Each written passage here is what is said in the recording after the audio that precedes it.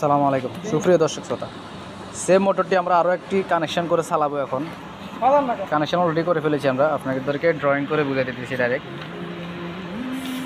ছোট যে 3 ফেজ মোটরটা আছে, এই মোটরটা দুইটা সিস্টেম এখন চালানো হয়েছে। এটা দ্বিতীয় নম্বর সিস্টেম। মোটরটা স্টার করে চালানো হবে। Star U1 B1 W1 star করছি এবং V2 W2তে ফেজ আর নিউট্রাল দিয়েছি 220 ভোল্ট এসি, আর U2 ওপেন থাকবে।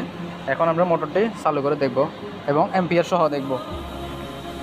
এটাকে যে ক্যাপাসিটার যে স্টার্টিং টর্কের কাজটা আমরা ম্যানুয়ালি হাতে করব এখন। এই জন্য এটা রোটার শ্যাফটের ভিতরে একটি তার ফেসানো হইতেছে, ওইদিকে আমরা লাইন রেডি রাখছি। এখন দেখি মোটরটা চলে কিনা। ওকে, রেডি।